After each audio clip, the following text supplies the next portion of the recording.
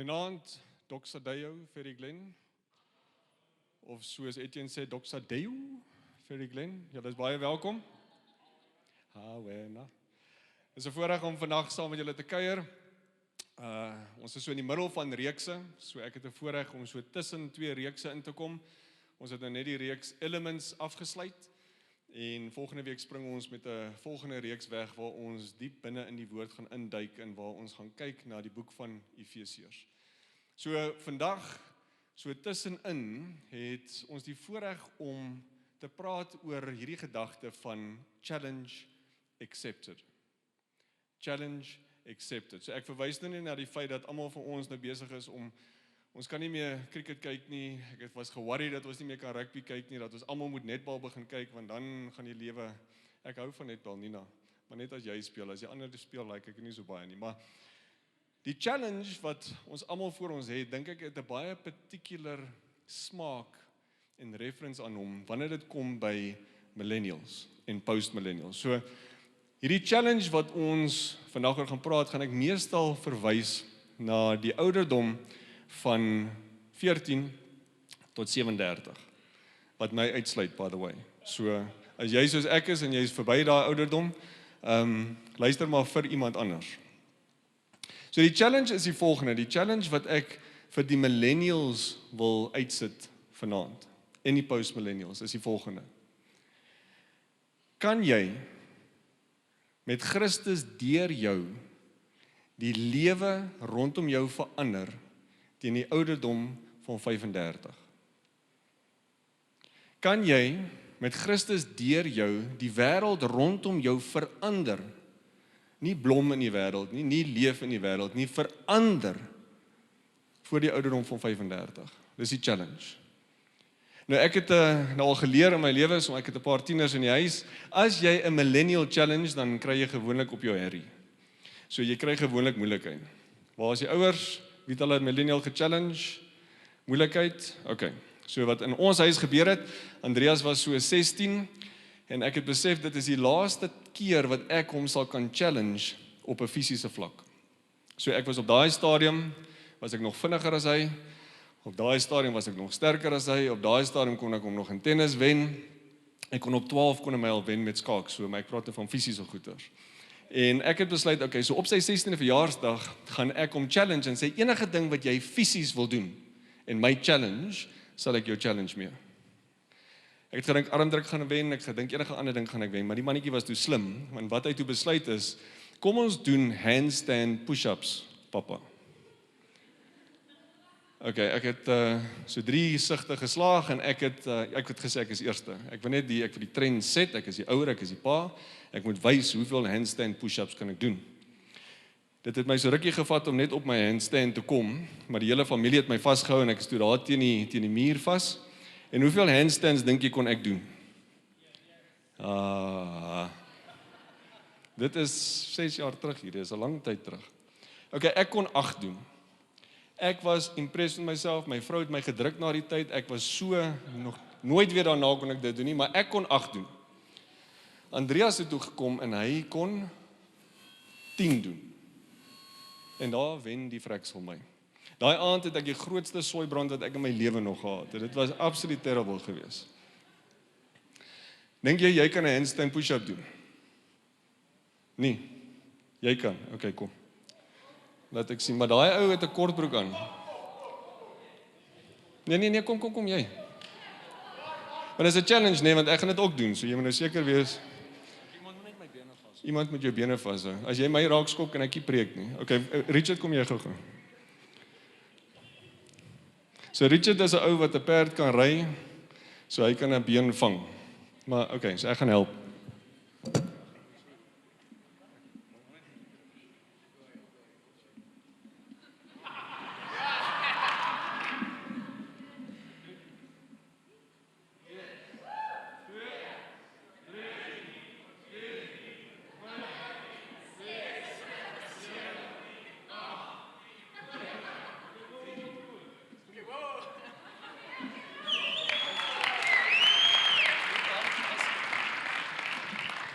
Nee, is nou my beurt. Nee, is te laat. Ons het nie genoeg tyd. 20 kan ek wraggies nie doen nie. Vader weer. Okay. Jy sien dit was baie impressive, by the way. Baie geluk. So, om 'n millennial te challenge, duidelik, ek gedink jy gaan ten minste 5 kan doen. 20 is proper. Vat nogal iets uit 'n ou se lewe uit. En ek wil nie uit my lewe uitpraat nie, ek wil uit die scripture uitpraat vandag. Ek wil uit koning Hizkia se lewe met jou praat. Nou koning Hizkia, daar's 1% van die hoofstukke in die Bybel praat oor koning Hizkia. 1%. Dis nogal baie as jy praat oor wat in die Bybel al oor Dawid en Daniel en al die mense. 1% van die Bybel oor koning Hizkia. Daar's op die skerm kan jy gou gesien waar in die Bybel skryf jy geskiedenis oor koning Hizkia. Nou 930 voor Christus is Salomo oorlede en dit is die laaste keer wat Israel vir 300 jaar een sou wees. Met Salomo se dood split Israel in 2, die noordelike koninkryk wat Israel genoem word, die suidelike koninkryk wat Juda genoem word. In daai tyd, 300 jaar na Salomo, is daar 19 konings in Israel. 19 konings, waarvan almal korrup was. Elke liewe een van hulle. En die Here raak so gefrustreerd met hulle, dat hulle weggevoer word in ballingskap, 'n paar keer in die laaste keer deur die Assiriërs, wat op daai stadium 'n groot wêreldmoondheid was. In Juda, in die suidelike koninkryk, was daar 4 konings in dieselfde tyd, wat gedoen het wat die Here gesê het, die helfte van die tyd, gedoen het wat die Here nie gesê het, die helfte van die tyd. Maar daar was 4 konings gewees, wat hulle hele lewe lank gedoen het wat die Here vir hulle gevra het. En Hizkia was een van hulle. Hizkia was in fact so koning gewees wat toe in Matteus die stamboom van Jesus geskryf word, waar Dawid en almal genoem word, is Hizkia een van die konings wat na verwys word in die stamboom van Christus. Hierdie amazing ou. So ek wil aan die hand van koning Hizkia met julle praat oor hierdie challenge. Die challenge van om die wêreld rondom jou deur Christus in jou lewe te verander teen die ouderdom van 35. Wie is nog nie 35 nie? Okay, hier is 'n paar. Hoekom 35? So ek sê altyd 35 is die grootste, die beste, grootste verjaarsdag. Op 21, Andreas het 21 geword nou die dag, lekker partytjie gehou. 35 is die belangrikste vir my. Want op die ouderdom van 35 moes jy al gedeel het met al die goeders van jou verlede, dink ek. En kan jy al uitstrek na al die amazing goeders wat vir jou voorlê. En die rede hoekom koning Hizkia so belangrik is want op die ouderdom van 25 word hy koning. Op die ouderdom van 25. Op die ouderdom van 35 het hy die hele Juda teruggebring na God toe. Na 300 jaar van sonder hom lewe. 'n 25-jarige jong man. En op die ouderdom van 40 is hy voorberei vir die grootste oorlog wat Juda ooit sou getref het. En saam met die Here oorwin hulle Assirië. Dis hoekom ons vandag oor hom gaan praat. So ons gaan praat oor 2 dinge. The challenge of the past and then the challenge of the future. En koning Hizkia se lewe wys dit vir ons so duidelik uit. The challenge of the past and the challenge of the future. Kom ons begin by the challenge of the past. Nou een van die grootste redes, glo ek, wat mense, jong mense, ou mense, groot mense, vet mense, maar mense weghou van die Here se doel in hulle lewe, om die wêreld rondom jou 'n beter plek te maak, omdat jy daarin is en omdat Christus binne in jou is. Die grootste rede hoekom mense nie daarby uitkom nie, is 2 woorde. 2 woorde. If only. If only. Want jy sien, die woorde if only verwys terug na as daar iets in my lewe gebeur het wat my terughou van 'n lewe van oorwinning. So miskien is dit net ek, maar luister gou of jy al gehoor het dat iemand hierdie volgende woorde gebruik. So die Afrikaans vir die van julle wat nie Engels magtig is nie, is korter, dit is as. En as is verbrande hout, reg? Maar as iets sou gebeur het, as iets in my lewe sou gebeur het, if only. So miskien het jy hierdie al gehoor.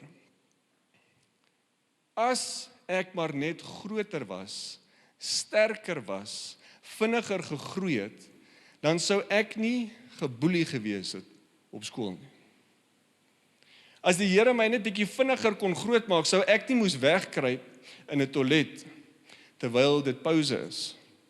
Of wanneer daar mense besig is met my foon gaan sit, dat ek nie die target kan wees nie. If only, as die Here my net kon groter maak, dan sou ek nie so vulnerable gewees het terwyl ek op skool is nie. Die volgende if only hoor mens baie. As die onderwysers by die skool net meer redelik kon gewees het, meer tips kon gegee, meer voorbereid was vir hulle klasse, meer dit, meer dat, dan sou ek kon beter doen op skool. If only die onderwysers. As die regering maar net korrupsie kon uitkry. As die regering maar net kon regryk wat verkeerd was, as Reizondo net kon hierdie alles bloot lê, as dit kon gebeur het, as Suid-Afrika 'n land was, waar wit mense net ten minste 'n selfde kans kon gekry het as swart mense.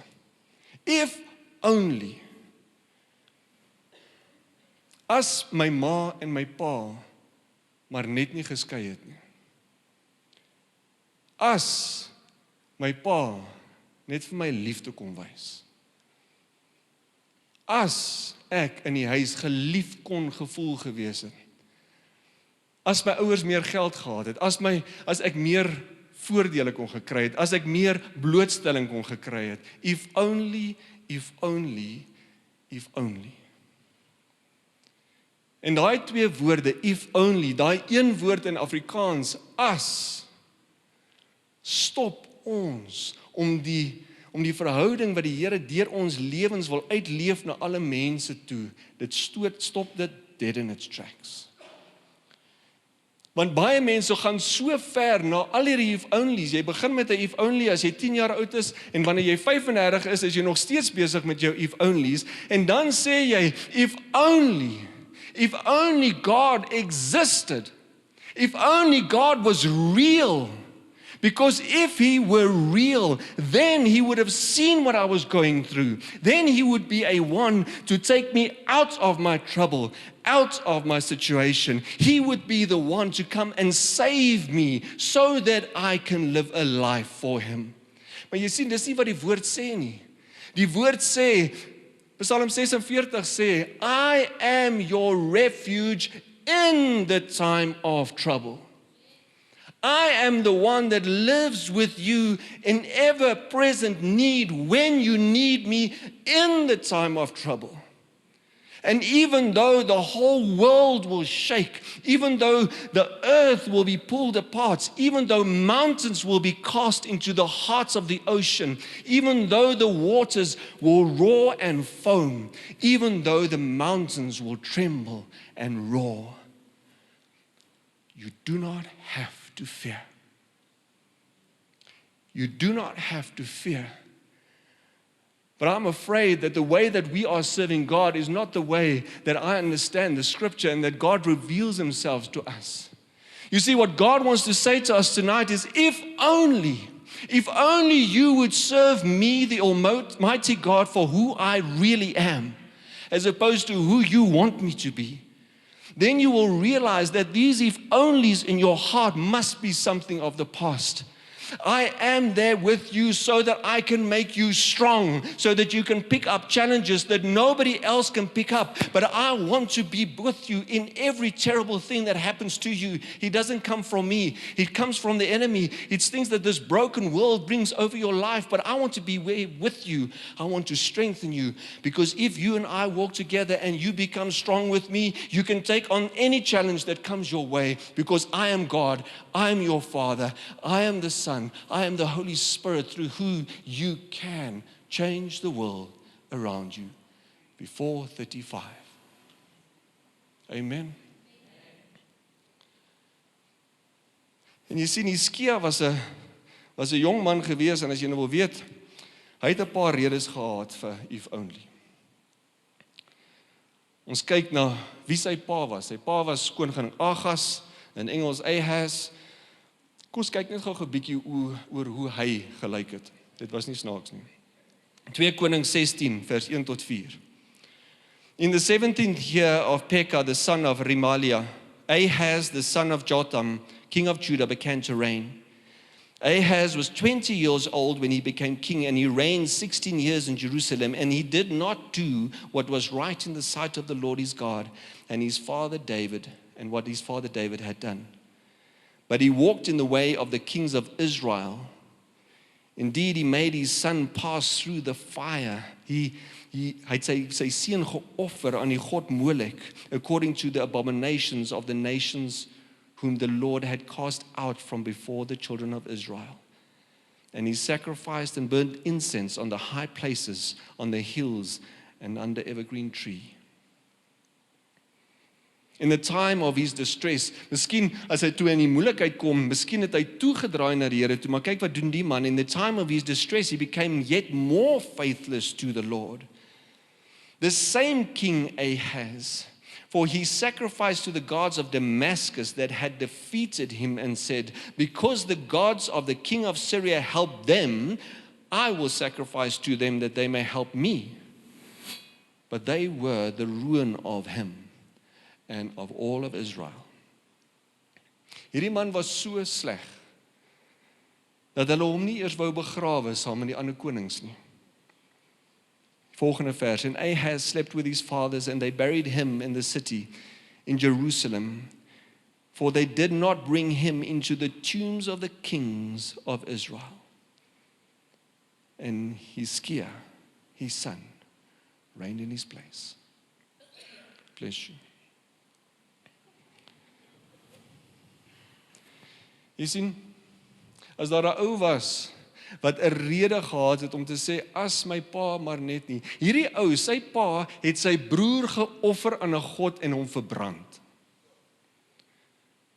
Hierdie ou het toe in 'n moeilikheid gekom en daar was niemand wat vir Hizkia kon modelleer hoe dit lyk, hoe om 'n pa te wees, hoe om 'n koning te wees nie. Daar was niemand se voorbeeld wat hy kan volg nie. As 'n pa sy oudste seun deur die vuur stuur, die jongste seun voel verseker nie geliefd nie. En ek kan net dink hoe Hizkia kon gedink het, okay, maar as my pa net 'n beter ou was, as die politici rondom net hom iets kon doen, as die mense rond in sy lewe net iets anders kon doen, dan kan ek 'n koning wees wat 'n verskil kan maak. Maar hierdie koning, 25 jaar oud, he didn't even blink once. Hoekom nie? Hoor wat doen 'n 25-jarige jong man. 2 Konings 19 vers 3 tot 4. Die Here kom en hy gee vir hom at the challenge of his past. And hy sê vir hom, I will fight the challenge of your past because I will put a purpose in your heart.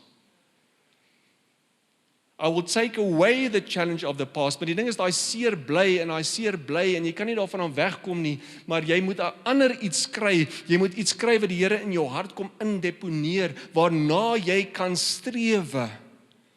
En dit is 'n doel wat elke een van ons in Christus Jesus in ons lewens het. And the challenge that God gave him came in 2 Kings 19, 3-4.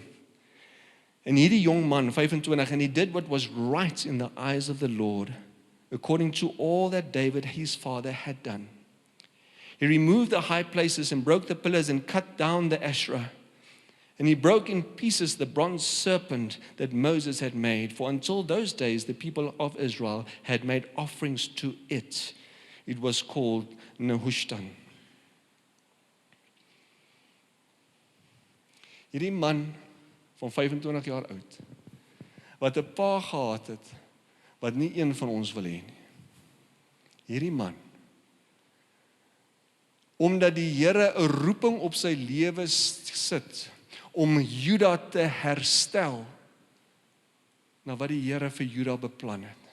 300 jaar se geskiedenis, van afgodsdiens, een ou, 25 jaar oud, met 'n pa wat nie een van ons wil hê nie. Jong man, 25 jaar oud, met God binne in sy hart, met 'n doel wat die Here vir hom gegee het. Says, guys, girls, Challenge accepted. En ek glo die Here kom sit vandag voor elke een van ons, of jy 14 is of 50 is. And I said, if only you will let go of the if onlys. If only you would let go of the if onlys. And hold on and grab on for dear life to the purpose that I have gifted you and made you for. I can change the world through you. Bit by bit.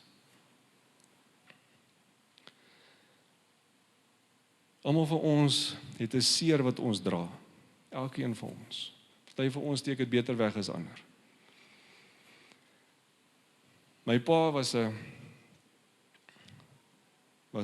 ongelooflike man. Hy het my aan die Here voorgestel. Ek het gesien hoe my pa die Here gedien het.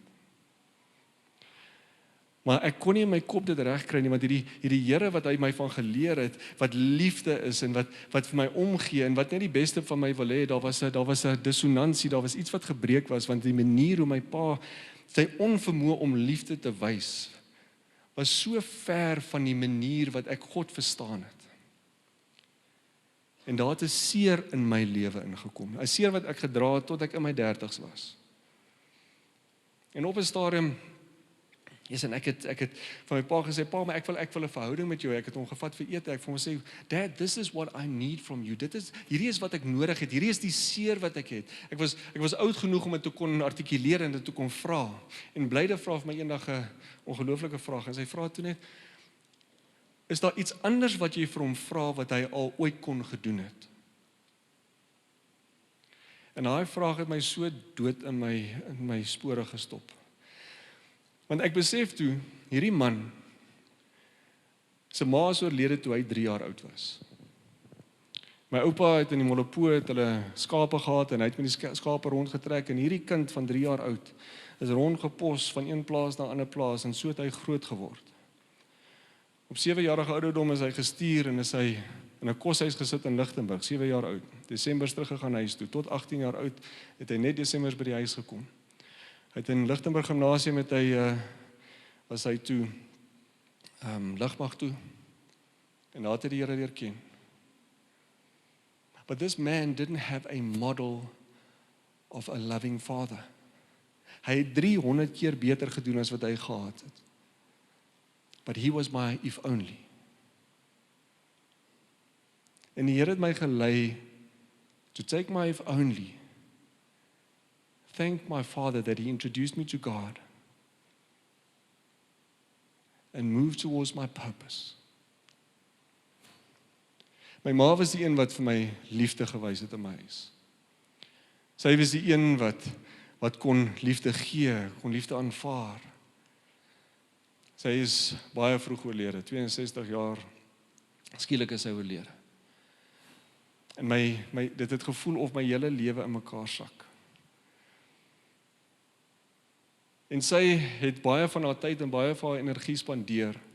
Een van my siblings het baie vroeg in hulle lewe het hulle aan goeders verslaafd geraak, aan alle measures of goeders. Die enigste goed wat hulle nie aan verslaaf geraak het nie, dank Vader, was heroïne geweest. Die res was hulle alles aan verslaaf. En my ma het al haar geld, al haar wese, al haar tyd vir hierdie sibling en kinders gegee en dit het my gevoel, Jessie, maar Here, ek is besig om uit te lose hierdie. Die een persoon wat vir my kan liefde gee, kan sy nie net meer tyd hê vir my en my kinders en vir my vrou nie. En 6 maande voordat sy sou aftree, is sy oorlede. Die aftrede was die tyd gewees wat ek net gesê, if only my mom can spend time with my kids, can spend time with my wife. En daai if only het my so gejaag, tot die Here my leer. Your mom went after the one. You were part of the 99. Your mom went after the one. 3 maande voor my ma oorlede het my suster tot bekering gekom. En tot vandag toe is sy skoon. But it was my if only. En daai tyd stoei ek met die Here en ek sê, Here, hierdie is seer. I don't know what to do with this. En in hierdie seer kom die Here en He comes and give me my purpose. Ek is so besig om te stoei en ek kan nie slaap in die aande nie en die Here kom gee vir my 'n visioen, 'n droom. 'n Droom van 2 palmbome wat olie tap in 'n lamp en hierdie lamp skyn 'n lig oor Afrika.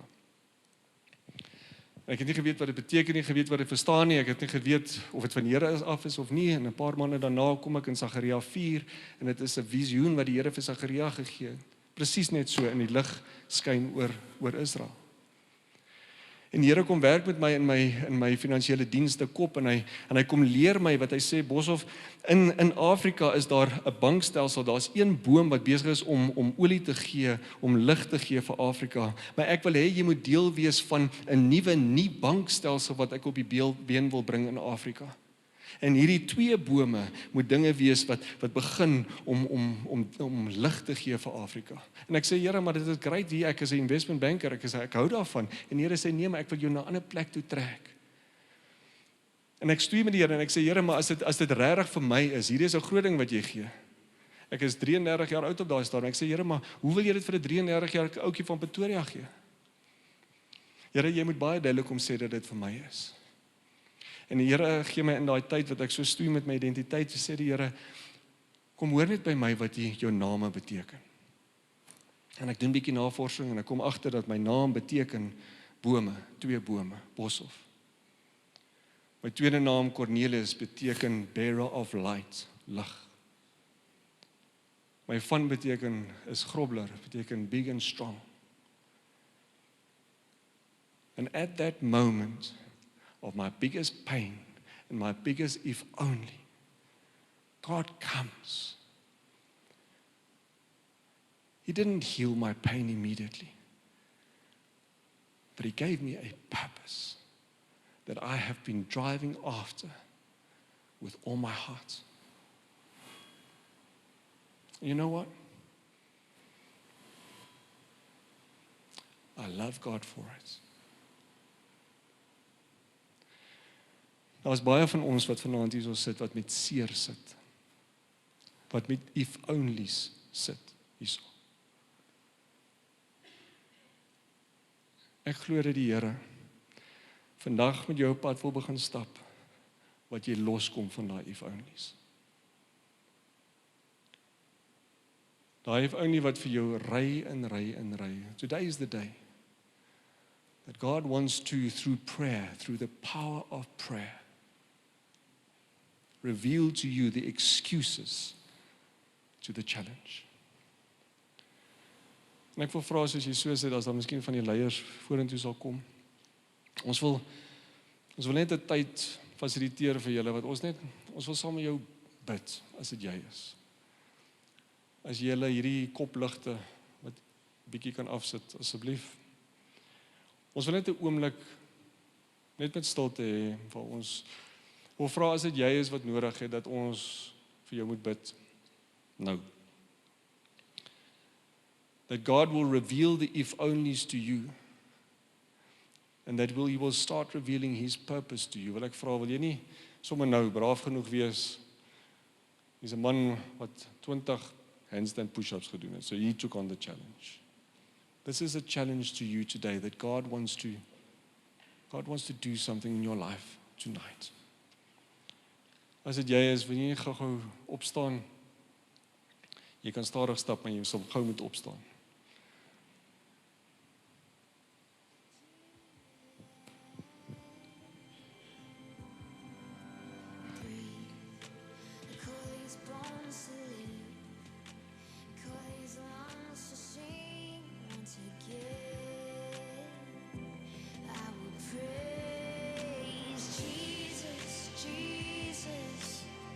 You make the darkness tremble, Jesus, Jesus.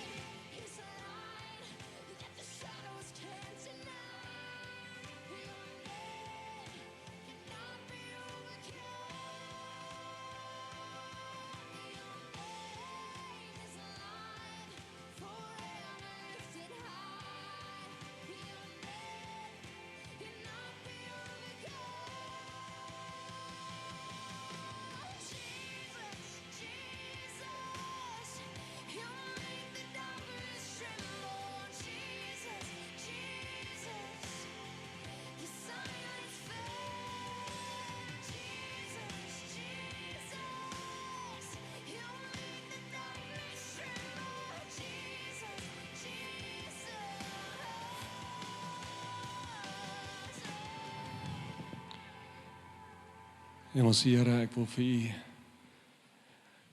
so dankie sê vir U sagte hart. Ek wil vir U so dankie sê dat U elke traan wat ons wange afval, dit skeer deur die hart. Daai trane kom van 'n stikkende wêreld af.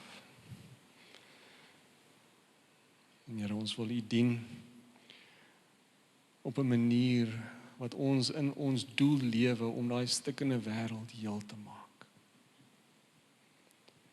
Dankie vir die voorreg om saam met U te kan leef en loop en werk en leer.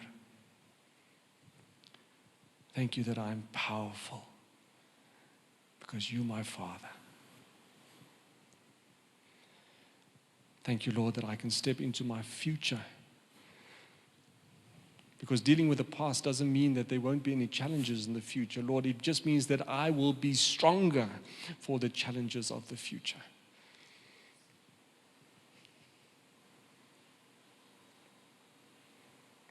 Lord, my future is in your hands.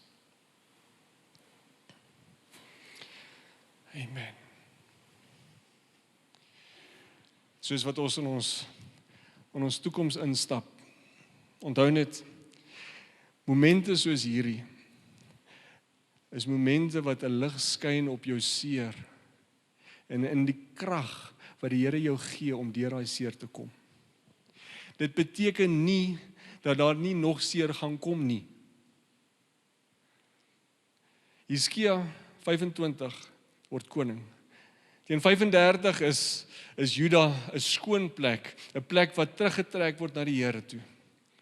Op 40-jarige ouderdom kom daar hierdie enorme weermag op hom af.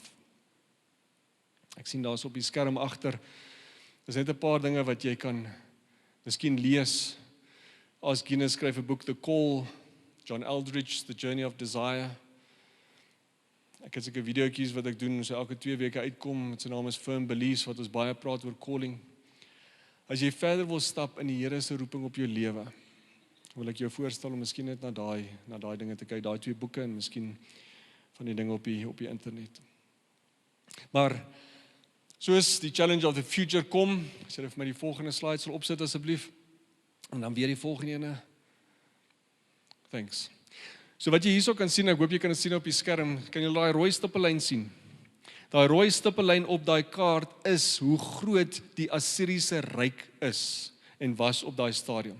So nou 40 jaar na al hierdie dinge wat Hizkia gedoen het, ten spyte van die feit dat hy soveel If-Onies kon gehad het, is hy so links onder, is daar so 'n pyltjie wat wys na die stad van Jerusalem.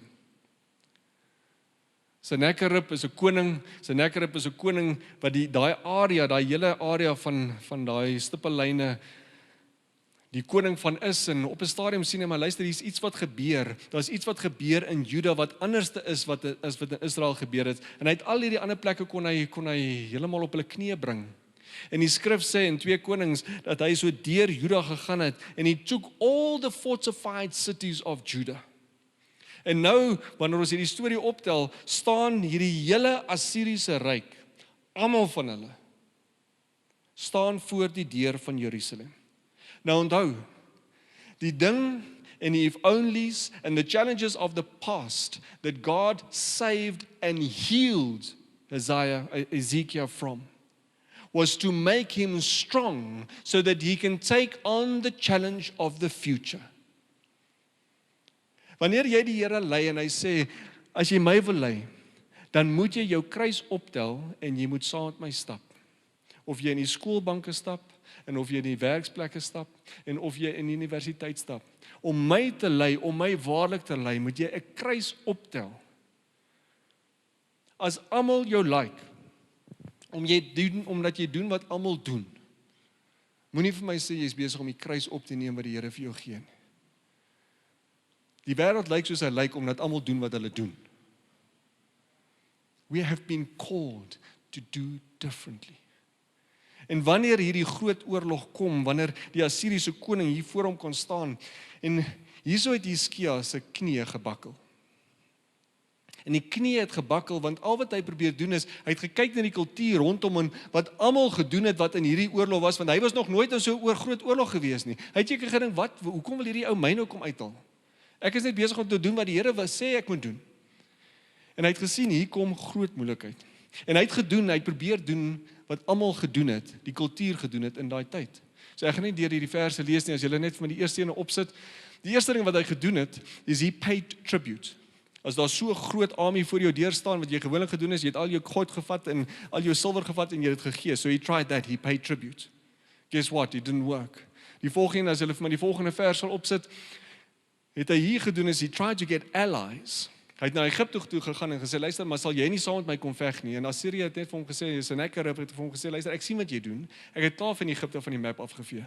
So om allies te kry gaan nie werk nie. Die volgende ding wat hy probeer doen het, is hy het hierdie scorched earth tactic gehad, wat hy gesê het, okay, so ek gaan al die waterpunte gaan ek toemaak, want as ek sou oorval word en die Assiriërs kom in die land, dan gaan daar nie water wees vir hulle nie. Okay, nie een van daai goeders het gewerk nie. The only thing that can protect you in the biggest fight that will come at you as you walk into the purpose that God has given you is the power of connection to God against your culture through the mechanism of prayer. Ek gaan dit weer sê. Wanneer die grootste bakleierery kom, die grootste fight wat jy in jou lewe al gefight het, you cannot look to the culture around you. The only way to fight this battle is to understand what God wants from you. And that relationship through the mechanism of prayer. Die volgende vers wat ons hier op het, praat oor 2 Konings, 32 vers 2 tot 6, oor hierdie gebed wat Hiskia bid. En na hierdie gebed, toe hy besef, maar luister, die Here het 'n ander manier om met Sennacherib te werk. Het die Here, sonder dat Hiskia een ding hoef te gedoen het, in die kamp ingegaan en al die Assiriërs doodgemaak. The power of prayer to fight against the culture that we are in. Metamorfo is iets wat ons in ons gemeente in Doxadeyo hardloop. Ek kan die ou se naam vergeet wat dit hardloop was, Henning. Werner. So Werner het hierdie skema opgestel om bietjie vir ons te verduidelik, as jy net van die volgende opsit, net vir ons te verduidelik wat die kultuur is waarteen julle en ek moet veg. Wanneer ons probleme probeer oplos. Sy akroniem wat hy gebruik baie vinnig is SEEN, S-C-E-N-E, daar in die kolom af. Ek gaan baie vinnig hier deurgaan, miskien kan ons ergens weer stil staan hierby. Jy sien, ons kultuur is 'n kultuur of speed. Culture of convenience, entertainment, nurture and entitlement. Maar wat die Here kom sê hierso is, hy sê, luister, slow isn't bad. Slow builds patience. Convenience, hard isn't bad. Hard builds is a perseverance. Boring isn't bad. Boring gives you time with God to hear His voice and to hear His vision. Risk isn't bad, because without adventure, how will you build faith? Hard work isn't bad, because hard work builds excellence. En jy moet hierdie hoor. As jy in 'n roeping staan en jy veg teen hierdie kultuur wat in jou kop skree, wat net sê, luister, as jy stadig is, ek wil baie vinnig, wil ek in hierdie wêreld, wil ek groei. Hierdie roeping wat die Here op my lewe gesit het van die twee palm trees. Die eerste palm tree het die Here my gebruik vir 10 jaar lank om te bou. 10 jaar van my lewe. 'n kwart van my lewe het die Here gevra, build part of this one tree.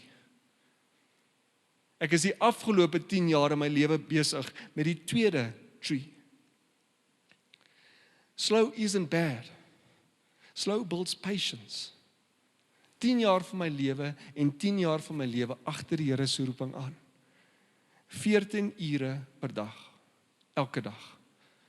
Naweke vat ons, en dit is ons tyd wat ek vir 14 jaar nog nie op 'n naweek gewerk het nie. Hierdie is nie werk nie, hierdie is share. 14 jaar, 14 ure 'n dag.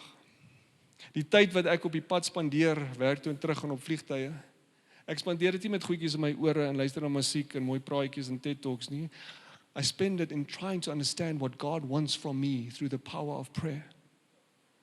Ek spandeer ure, 3 ure 'n dag in die kar, op die pad, met die Here. Not because I'm cool, not because this is not me. This is what it requires when the biggest enemy is coming after God's purpose in your life. Ek en Blyde, 'n jaar gelede was ons in Rome gewees vir 'n verjaarsdag.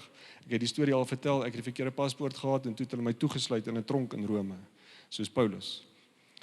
Klink baie Bybels, dit was terrible. Hulle het ons gedeporteer.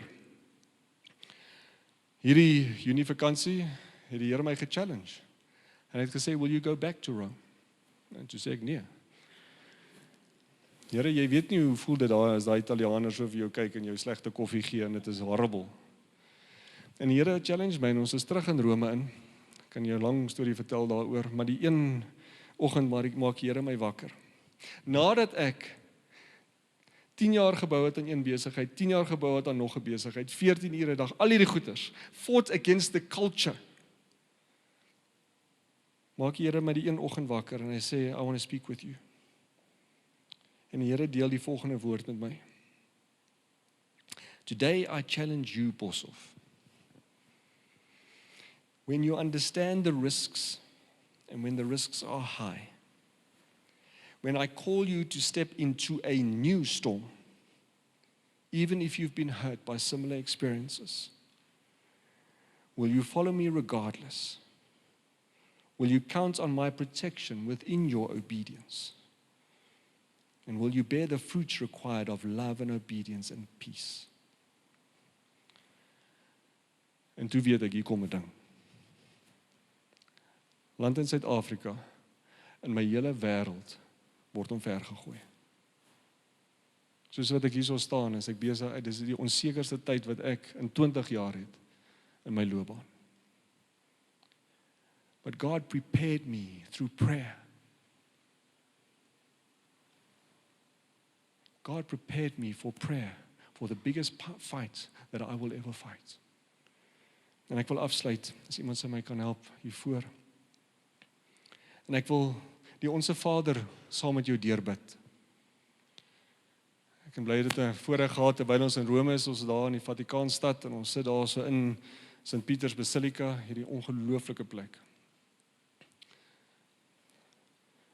En ek bid daar so en die Here lei my deur hierdie gebed. 'n Gebed wat ons al almal ken. En as jy miskien jou oë sal toemaak, dan wil ek ons begelei in how to accept this challenge for the future. Onse Vader wat in die hemel is, laat U naam geheilig word. Here, U sit in die hemel op hemelse plekke. U weet beter as wat ek weet. Ek stel my hele toekoms ondergeskik aan U wil. Laat U koninkryk kom, laat U wil geskied soos in die hemel, net soos op die aarde. Lord, I accept this challenge to be part of the way of this future that you want me as a steward to align the world around me to your kingdom. Gee ons vandag ons daaglikse brood. Lord, I will give my resources. I won't use it for my own comfort. I will give my resources for your purpose in my life. Vergeef ons skulde, net soos ons skuldenaars vergewe. Lord, help me so that I let go of the if-onlys.